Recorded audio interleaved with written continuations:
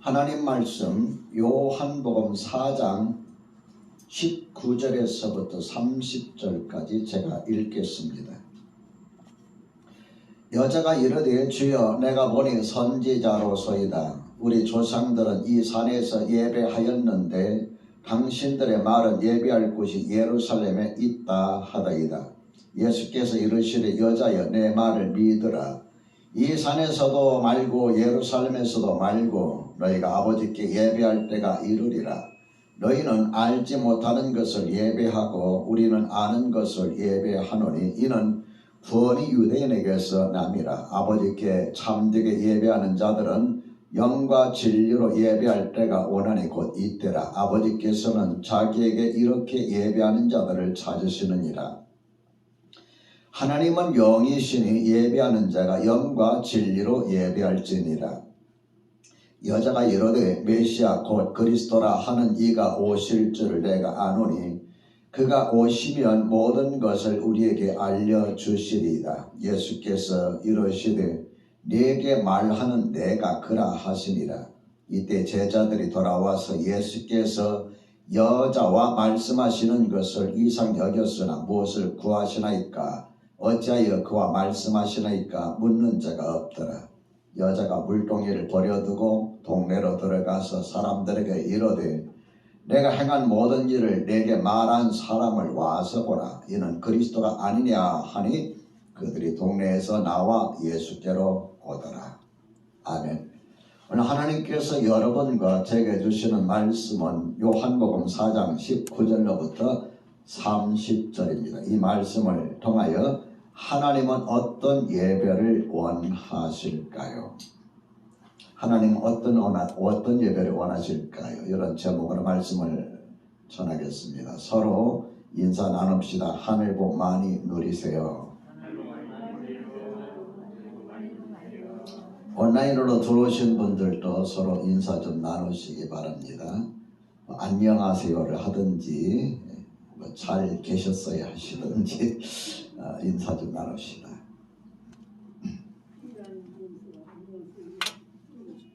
여러분 설 명절 연휴 잘 보내셨습니까? 행복한 설 명절 연휴 보내셨으리라 저는 그렇게 믿습니다. 여러분 가정의 행복은 저절로 찾아오지 않습니다. 내가 얼마큼 애쓰느냐, 내가 얼마만큼 가족을 위해서 배려하느냐에 따라서 가정이 행복해지기도 하고 가정이 불행해지기도 합니다. 특히 내 입에서 나오는 말 한마디가 가정의 분위기를 행복하게 만들기도 하고 불행하게도 만든다는 걸 기억하셔야 됩니다. 성경에 보면은 우리의 언어와 관련되어서 긍정적인 조언과 부정적인 조언이 있는데요. 부정적인 조언은 야고보서 3장 6절에 보면 이렇게 말씀하고 있습니다. 혀는 곧 불이요 불의의 세계라. 혀는 우리 지체 중에서 온 몸을 더럽히고 삶의 수레바퀴를 불사르나니 내 삶이라는 그 수레바퀴를 다 불태워버린다 그 말입니다. 그 사르는 것이 지옥불에서 나느니라. 아주 어마어마한 말을 하고 있어요. 그러니까 내 혀에서 잘못된 말은 내 삶을 불태울 뿐만 아니라 쉽게 말해서 내 삶을 지옥과 같이 만든다. 그렇게 여러분 이해하시면 되겠습니다. 그런가 하면 긍정적인 말씀도 있죠. 잠언 25장 11절 지난주에 여러분에 제가 소개해드린 금사가 한 상자씩 드렸는데 말씀 기억납니까? 경우에 합당한 말은 아로 새긴 은쟁반에 뭐라 그랬어요? 금사과니라 그랬어요. 경우에 합당한 말, 꼭 필요한 말이에요. 난 의미보다도 거기에 적절한 말, 그 환경에 그 상황에 적절한 말을 하는 것은 아로 새긴 은쟁반에 담겨진 금사과와 같다. 여러분 입에서 우리 입에서 나오는 그런 언어들이 사과 중에서도 금사과 같은 그런 언어가 되시기를 주의 이름으로 축원합니다. 저는 이 사마리아 수가성 여인을 묵상하면서 이 여인의 불행은 어디서 왔을까 이렇게 좀 생각을 해봤습니다. 여러분, 이 여인의 불행은 어디서 왔을까요? 이건 성경에 안 나온 이야기입니다. 제가 개인적으로 목회하면서 또 인생을 살면서 깨달은 사실은 뭐냐면은 이 사마리아 여인의 불행은 상대방으로부터 자신의 만족을 채우려고 하는 지나친 기대감과 욕구가 아니었을까. 결혼 생활 해보시는 분 아시지만은 여러분 상대방으로 남편으로부터 아내로부터 또 가족으로부터 뭔가를 기대감을 갖고 그 기대감에 만족하지 못하면은 불만이 생기고 이 불만이 나중에 원망으로 바뀌게 되고 그래서 이 삶이 점점 불행의 늪으로 한 걸음 한 걸음 다가가게 됩니다. 우리가 가장 중요한 것은요, 마음이 행복할 때가 언제냐면은 사실은 내가 비울 때입니다. 여러분 음식을 많이 먹었어요. 소화불량 걸려서 어떻게 해야 될까요? 배 속에 있는 것을 빨리 밖으로 배출해내야 돼요. 그죠? 그걸 구토를 하든지 뭐라든지 배출해야 그 다음에 뱃속이 시원해져요. 내 마음속에 불만과 불평이 가득하면은 이게 여러분 내 삶을 불행하게 만들어요. 그걸 비울 때에 나의 삶에 행복이 찾아온다. 욕심이 적을수록 사람이 행복한 거예요. 언젠가 그 신문에 보니까 세상에서 지금 어떤지 모르지만 몇 년 전 이야기인데요. 세상에서 제일 행복 지수가 높은 나라가 어느 나라냐? 여러분 생각에는 어느 나라 같습니까? 미국, 영국, 프랑스, 독일 다 선진국이잖아요. 그죠? 행복 지수가 제일 높은 나라는 제가 그 당시에 봤을 때에 가난한 나라였어요. 네팔. 참 가난한 나라거든요. 먹을 것도 많지도 않은데 행복 지수는 최고예요. 그러니까 우리가 많은 것을 가졌다고 해서 많은 욕심이 있다고 해서 행복한 건 아니다. 비울수록 행복해진다. 여러분과 내 마음 올해는 여기 많이 비우는 연습 좀 합시다. 그 다음에 여인의 불행은 어디서 왔을까 하는 이런 생각을 제 개인적으로 해봤는데 여러분 부부도 역시 인간관계잖아요. 맞죠? 가장 가까운 인간관계 우리 유행가에 남이라는 글자에서 점 하나만 빼면 뭐가 돼요? 님이 되고 님이라는 글자에 점 하나 찍으면 남이 되고 이게 부부관계인 것 같아요.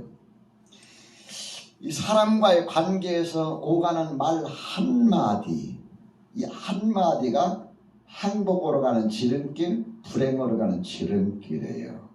부부싸움도 역시 말 한마디에서부터 비롯되지 않습니까? 그래서 우리가 말을 할 때 가급적이면은 부정적인 언어를 사용하지 않는 것이 좋고요.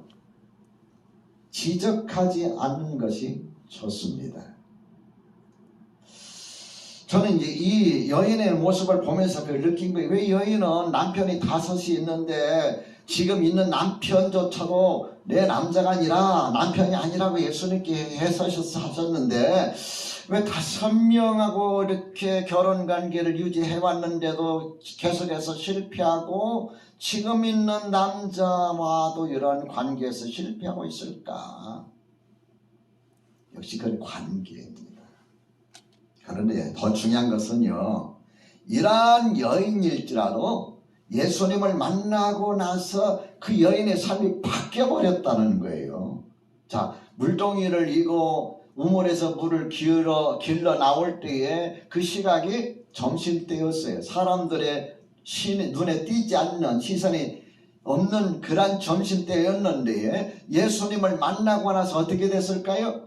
물 길러 왔다가 물동이를 버려두고 동네에 들어가서 사람들에게 하는 것을 우리가 기다리던 메시아를 내가 만났다 하고 사람들에게 이렇게 이야기를 하고 다니니까 사람들이 그가 누군가 궁금해서 다 예수님께로 나온 것을 볼 수가 있어요. 예수님을 만남으로 인해서 이렇게 사람들의 낯을 피하던 사람조차도 삶이 바뀌어지는구나. 올해 한 해 여러분과 내가 예수 그리스도를 통해서 우리의 삶조차도 다시 한번 바뀌어지는 그러한 역사가 있기를 우리 주님의 이름으로 축원합니다. 오늘 본문의 말씀을 통해서 하나님께서 여러분과 저에게 세 가지 메시지를 주시는데요. 첫 번째는 사람의 마음 속에는 하나님을 사모하는 마음이 있다 하는 사실입니다. 제자들과 함께 갈릴리로 가시던 예수님께서 가시던 길이 너무나 피곤하시고 또 배도 고프시고 그랬는데 마침 사마리아 지방의 수가라는 마을을 지나가시다가 동네 어귀에 우물이 있어서 우물가에 앉아서 쉬시고 계셨습니다. 제자들은 예수님께서 배가 고프시니까 먹을 것을 얻으러 사러 동네로 들어갔고 예수님은 우물가에 앉아서 쉬고 계시는데 그때에 한 여인이 물동이를 이고 물을 길러 나온 거죠. 오늘날처럼 수도 시설이 발달되었으면은 나올 필요도 없는 옛날에 다 우물에서 물을 기어다 썼잖아요. 그래서 이제 물 길러 나오는데 그 예수님께서 피곤하고 갈증도 나고 그러니까 그 여인에게 물 한 잔만 주세요 하고 요청을 했습니다. 그때 여인이 아니 내가 보니 당신은 유대인이고 나는 사마리아 사람인데 서로 상종하지 않는데 왜 나한테 물을 달라고 합니까? 예수님께서 당신에게 물을 달라고 하는 이가 누군지 알았더라면 주었을 것이요 라고 하면서 예수님께서 생수 영생하도록 솟아나는 샘물에 대한 이야기를 하고 나서 그리고 당신의 남편을 불러오라 이렇게 말씀하지 않습니까?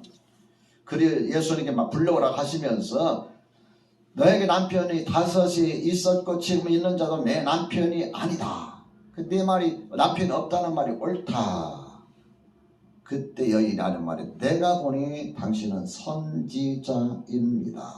그러면서 그 마음에 궁금했던 질문을 하나 꺼냅니다. 그것이 뭐냐면 20절에 우리 조상들은 이 산에서 예배하였는데 당신들의 말은 예배할 곳이 예루살렘에 있다 하더이다. 선지자니까 이 정도는 잘 아시지 않습니까? 그런 의미의 말을 던졌습니다. 여러분 저는 이 여인이 예수님에게 뜻밖의 예배에 대한 이야기를 꺼냈을 때 깜짝 놀랐어요. 갑자기 예수님께 왜 예배에 대한 이야기를 꺼냈을까요? 우리 생각에는 남편 그런 지금 그 가정생활 부부관계 자기 삶의 불행한 이야기 그 어떻게 하면 이 문제를 해결할까요 하고 꺼낼 마음도 한데 갑자기 무슨 이야기를 꺼내냐면은 예배에 대한 이야기를 꺼냈어요. 유대인들은 예루살렘에서 예배하고 우리는 이 산에서 예배하는데 다시 말하면 어떻게 예배하는 것이 옳습니까? 라는 그런 내용의 메시지를 예수님께 던진 거예요. 저는 이 말씀을 보면서 이 여인의 마음속에 내면에 이러한 궁금증이 있었다 하는 거 이거 놀랐습니다. 이렇게 사는 여인조차도 마음속에 영적인 궁금증이 있었구나. 예배에 대한 궁금증이 있었구나. 하나님을 예배하는 것, 하나님을 섬기는 것, 거기 깊은 관심이 그 깊은 내면 속에 숨겨 있었다 하는 것을 저는 느끼면서 제가 오늘 본문의 말씀을 통해서 발견한 것이 뭐냐면 사람은 누구나 다 신을 사모하는 마음, 하나님을 사모하는 그 영적인 그런 사모함이 있다 하는 것을 깨닫게 됩니다. 잠언 3장 11절의 말씀 보면요 이런 말씀이 있어요. 하나님이 모든 것을 지으시되 때를 따라 아름답게 하셨고 또 사람들에게 영원을 사모하는 마음을 주셨느니라. 영원을 사모하는 마음을 주셨다. 그러나 하나님이 하시는 일을 하나님이 하시는 일이 시종을 사람으로 측량할 수 없게 하셨느니라 그랬는데, 영혼을 사모하는 마음이라는 것을 다른 성경에서는 과거와 미래를 생각하는 감각이라고 이렇게 번역하게 됐고, 또 다른 성경에 보면은 역사의 수수께끼를 풀고 싶은 마음이라고 그랬는데, 영혼을 사모하는 이 마음을 저는 하나님을 사모하는 마음이라 하는 단어로 이렇게 바꿔보고 싶습니다. 사람의 마음 속에는 영혼을 사모하는 마음이 있는데, 그 깊은 내면에는 하나님을 사모하는, 안 믿는 자들에게는 신을 사모하는 마음이 있구나. 여러분, 우리가 예수 믿는 그 위에 다른 종교들이 가지고 있는 그 우상들, 우상숭배라고 하지 않습니까? 우상숭배는 어디에서부터 비롯된 걸까요? 신에 대한 사모하는 마음에서부터 사실은 비롯된 겁니다. 잘됐다는 말이 아니에요. 사모하는 마음이 잘못 표현된 것이 우상숭배예요. 로마서 1장 20절에서 23절에 보면은 이런 말씀이 있어요. 창세로부터 그의 보이지 아니하는 것들, 하나님의 보이지 아니하는 것들, 곧 그의 영원하신 능력과 신성 하나님의 성품이 그가 만드신 만물에 분명히 보여 알려졌나니, 그러므로 그들이 핑계하지 못할지라. 우리가 자연 만물을 보면서 야, 이거 누가 만들었을까? 저절로 생겼을까? 제가 제 친구에 의해서 억지로 끌려가다시피 해가 장가게를 여행을 했는데, 장가게 가보신 분들은 그 장가게, 야, 이 자연을 이렇게 하나님이 만드셨을까? 이 공산당들이 그 조각을 냈을까? 그건 아니잖아요. 너무너무 아름다워. 이거 사람이 만들기에는 참 어렵다. 또 캐나다 갔다 온 분들은 럭키 산맥을 보면 자연이 이렇게 아름다울 수 있을까? 나야가라 폭포 갔다면은 갔다 온 하신 분들 한 말은 그걸 보는 순간 나이가 가더라. 뭐 그런 농담스러운 이야기도 해요. 하나님이 만드신 이런 것들, 야, 이건 사람이 만든다는 것, 자연적으로 생겼다는 것은 상상할 수가 없다. 그래서 로마서 1장 20절에 영원하신 능력과 하나님의 성품이 그 만드신 만물에 분명히 보여 알려졌다. 그러면서 21절에 뭐라고 기록하고 있느냐면, 하나님을 알되 하나님을 영화롭게도 아니하며 감사하지도 아니하고, 오히려 그 생각이 허망하여지며 미련한 마음이 어두워졌나니, 썩어지지 아니하는 하나님의 영광을, 썩어지지 아니하는 하나님의 영광을 썩어질 사람과 짐승과 기어다니는 동물 모양의 우상으로 바꿨다. 이렇게 사람의 마음속에는 신을 사모하는 마음, 다시 말해 영적인 것에 대한 간절함이 있다 하는 것을 저는 이 사마리아 여인을 통해서 나름대로 묵상하며 깨닫습니다.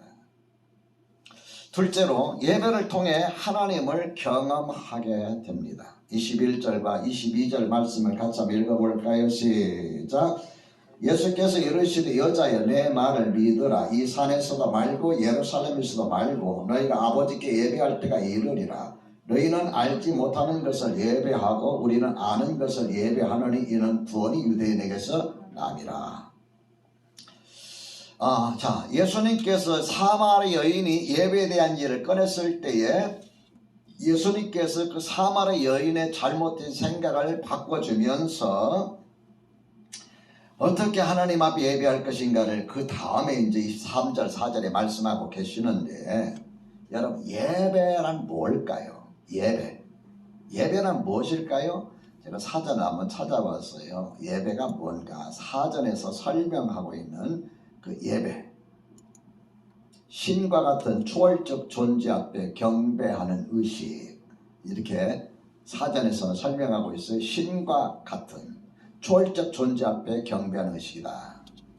예배라는 이 단어와 관련되어서 구약의 히브리어 성경에서는 아바드입니다. 이 아바드라는 것은 봉사 또는 섬긴다, 서비스라는 단어로 표현하면 옳겠죠. 신약 성경에 기록된 헬라어를 찾아보니까 프로스퀴네오입니다. 프로스퀴네오. 이 말은 뭐냐면은 누구에게 입맞추다 그런 뜻이에요. 다시 말하면은 종이 주인에게 문안할 때에 존경의 표시로 머리를 조아리며 그의 발에 입맞추는 것, 이것이 바로 프로스퀴네오입니다. 예배란 뜻이에요. 그 예배란 뜻을 거기서 빌려다 쓴 거예요. 종이 주인에게 문안할 때 존경의 표시로 머리를 숙여서 조아리면서 그 주인의 발에다 입맞추는 것. 최고의, 내가 주인님을 최고로 내가 존경합니다 대한 표현이 되겠죠.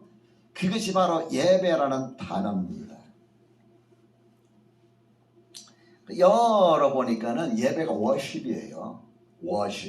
워십이라는 것은 가치 있는 것과 신분이라는 그 두 개 단어가 합쳐진 거예요. 그러니까 영어로 이 워십이라는 예배는 존경과 경배를 받을 만한 가치 있는 존재에게 존경과 영광을 돌려드리는 행위, 그것이 바로 예배라는 표현입니다. 하나님 앞에 최초로 예배한 사람이 여러분 누굴까요? 하나님 앞에 최초로 예배드린 사람 기억이 안 나나요? 창세기부터 들춰내야 될까요? 누굴까요 여러분? 누굴까요? 아벨이죠. 아벨.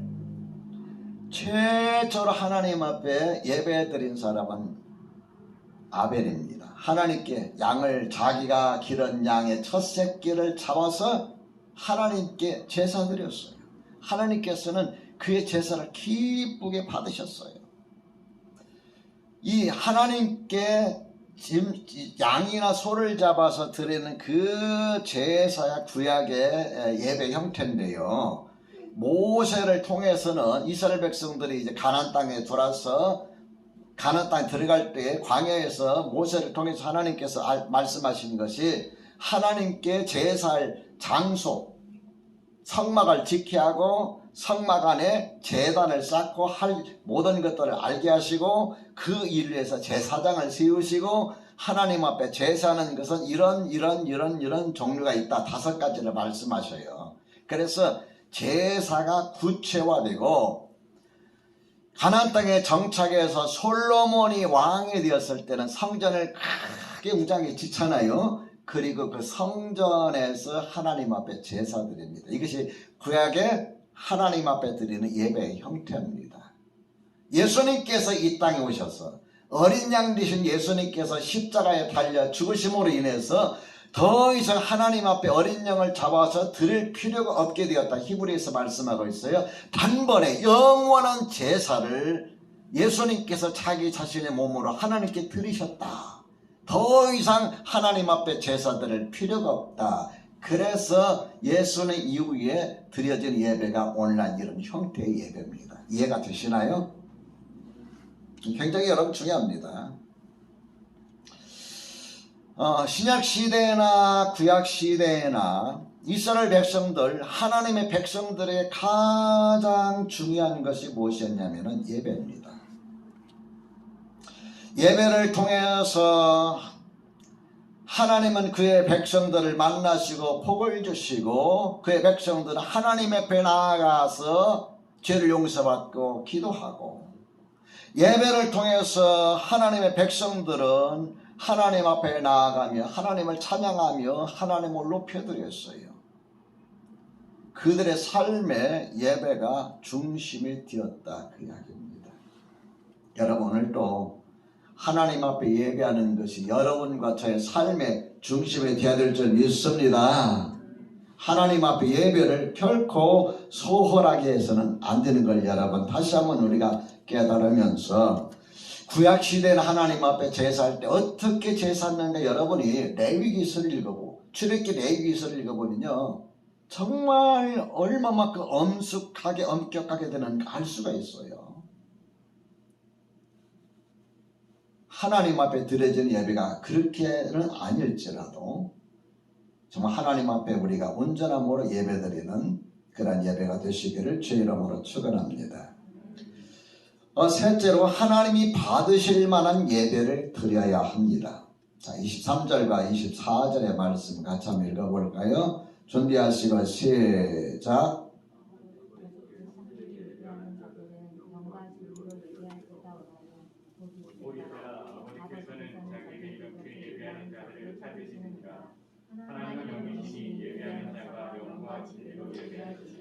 아버지께 참되게 예배하는 자들은 그랬어요.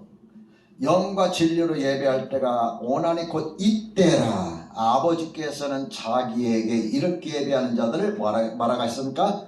찾으시느니라고 했어요.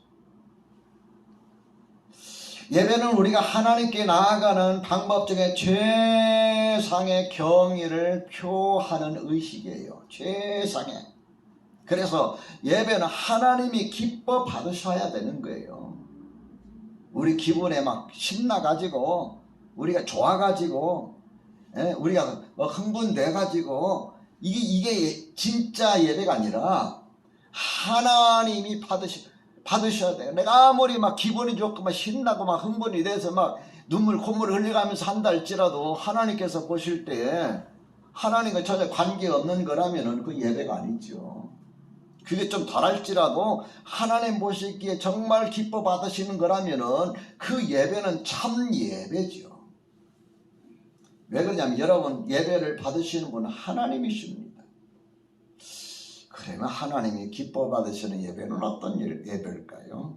자, 24절 같이 읽어봅시다. 시작. 하나님은 영이시니 예배하는 자가 영과 진리로 예배할지니라. 하나님 어떤 분이시라고요?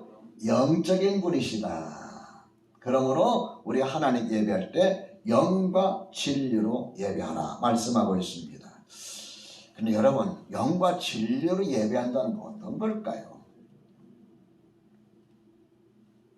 한번 생각해 보셨습니까? 영과 진리로 예배한다. 영으로 예배한다. 영이라는 단어를 제가 이제 신약 성경에 헬라어를 찾아보고 뭐 이렇게 막 찾아보고 또 영어로 어떻게 번역되는 찾아보니까 그 찾아본 내용을 종합해 보니까 영어로 예배 드린다고 했을 때 그 영어로 예배 드린다는 의미가 정신을 집중해서 온 마음을 쏟는 그런 기분으로 드리는 거예요. 정신을 집중해서 온 마음을 쏟는 기분으로 드리는 그것이 바로 영으로 드리는 예배다. 이걸 다른 말로 여러분 이야기해 볼까요? 예배 시간에 쓸데없는 행동, 잡념 이런 거 여러분 집중하는 게 아니죠. 그래서 예배 자체 온 정성을 쏟아야 돼요. 찬양할 때도 건성으로 부르는 것이 아니라 그 찬양 속에 자기 고백이 담겨져야 돼요. 우리 하나님 앞에 예배 시간에 찬양할 때 여러분 그 찬양이 여러분의 고백이 담겨져서 드려지는 겁니까? 그냥 부르는 겁니까?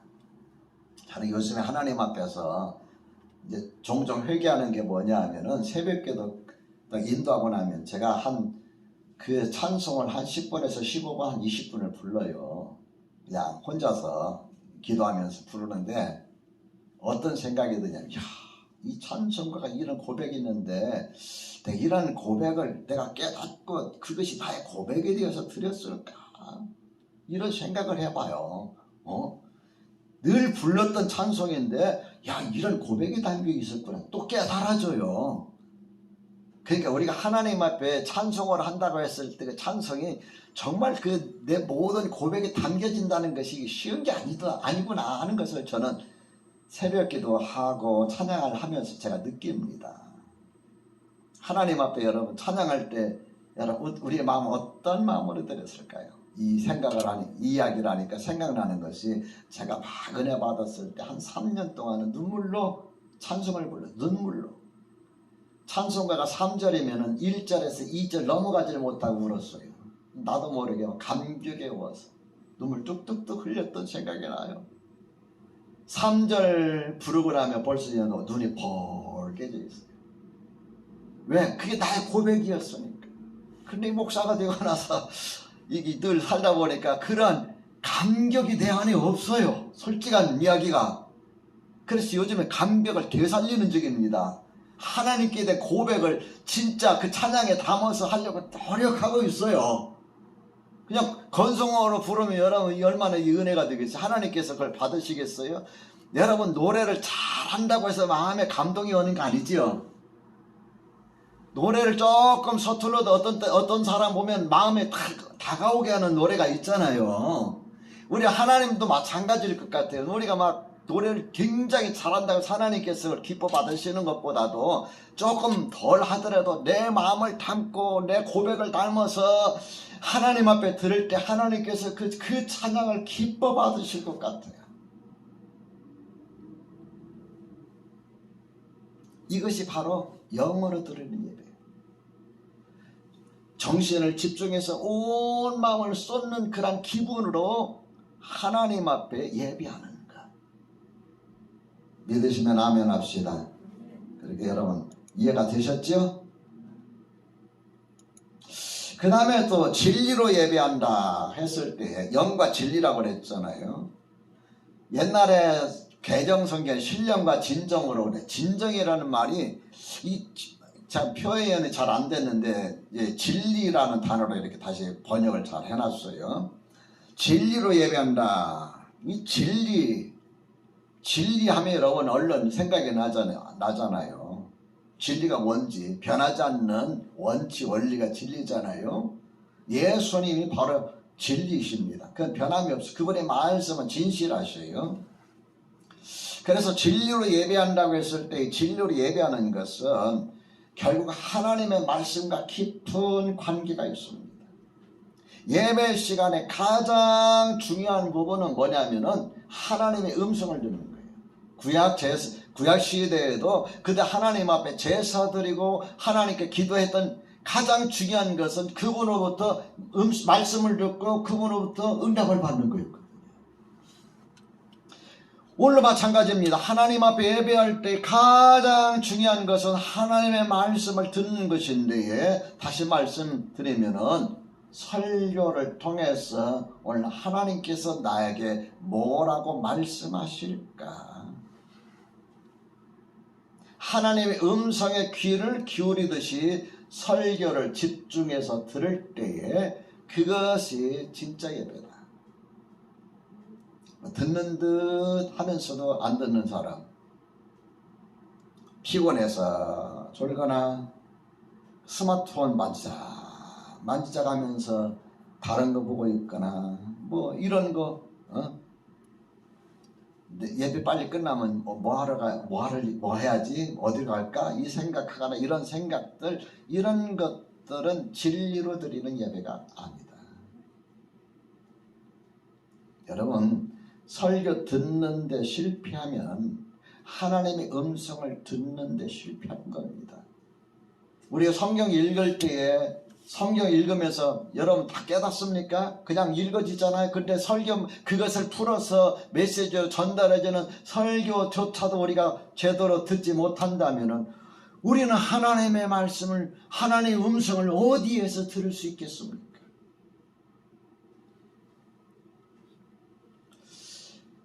우리 교단에서는 온라인 예배는 온전한 예배가 아니다 이렇게 규정을 했어요. 온라인 예배는 온전한 예배가 아니다. 같이 모여서 현장에서 예배 드리는 것이 온전한 예배다.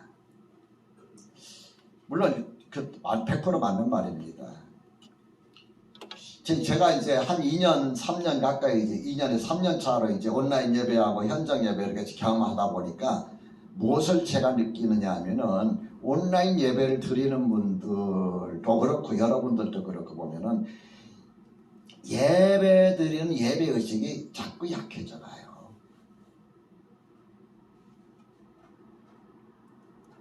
하나님께 예배 드리는 그래서 온라인 예배 드리면은 같이 찬송 부르고 같이 기도하는 것보다도 설교 그냥 듣는데 설교 들을 때도 그냥 듣는 게 아니라 한쪽에다 놓고 자기 일하면서 들어요.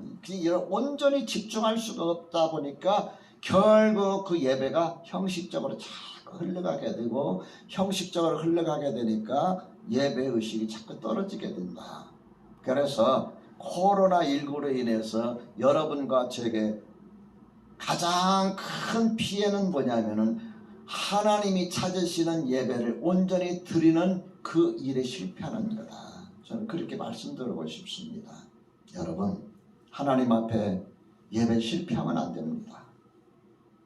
어떻게 해서든지 여러분과 제가 하나님 앞에 예배 드리는 일에 성공해야 됩니다. 그분이 기뻐 받으시는 예배가 되어야 될 줄 믿습니다.